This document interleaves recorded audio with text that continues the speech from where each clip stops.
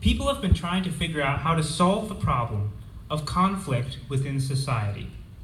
And in the 21st century, the problem we face today is more dangerous and more threatening than ever before.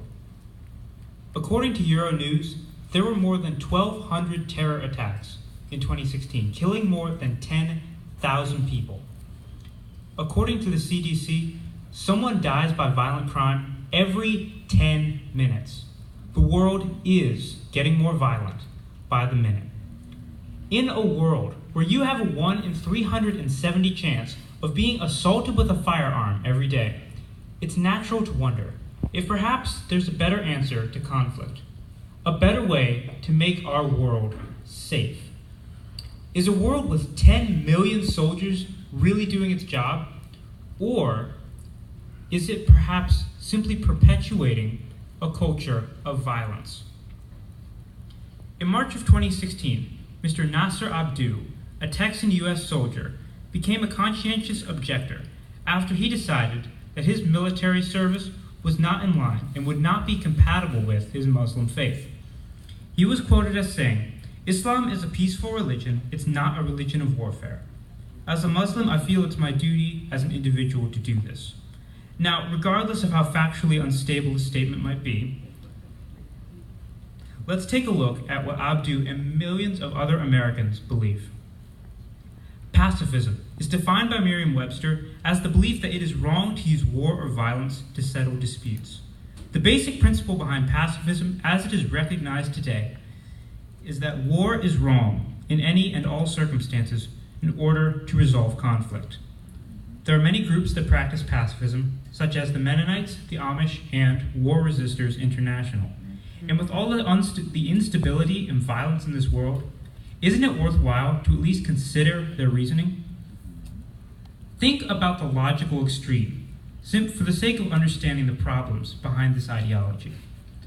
A world with absolute pacifism would, at least at first glance, seem like a great and safe place to live. Think about John Lennon's Imagine. Imagine that there really are no national borders. Imagine that there is nothing to kill or die for. Imagine every single human being living life in perfect peace and happiness.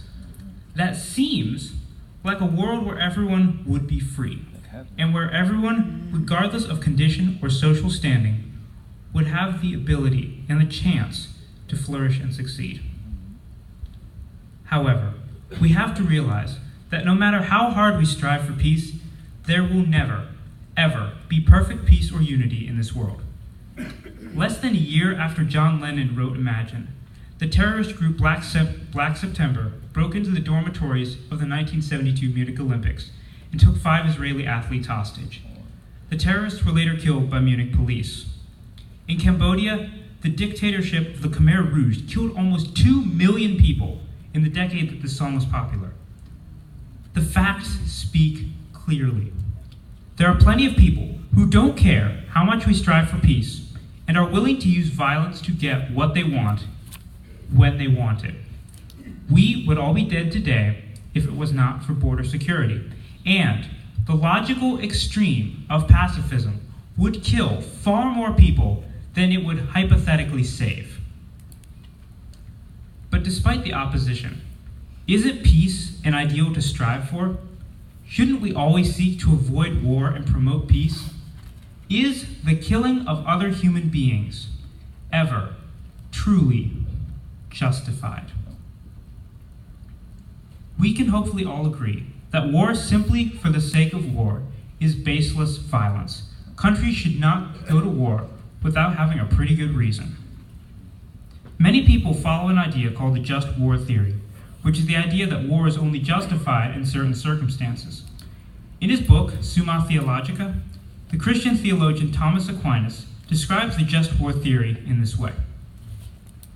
In order for a war to be just, 3 things are necessary. First, the authority of the sovereign, by whose command the war is to be waged. It is not the business of a private individual to conduct war. According to the Apostle Paul, the government does not bear the sword in vain. They are an avenger to execute wrath upon him that doeth evil. Secondly, a just cause is required. Wherefore Augustine says, a just war is one that avenges wrongs. And thirdly, it is necessary that the attackers intend the advancement of good or the avoidance of evil. Many people, regardless of their religious or political beliefs, hold to the just war theory. And whether you agree with it or not, it's important to consider the historical ramifications of both of these ideologies. If the world never went to war for any reason, just or otherwise, then society would inevitably regress to a Stone Age society where the biggest and strongest rise to the top, and we'd all die at 25 if it wasn't for the just war theory.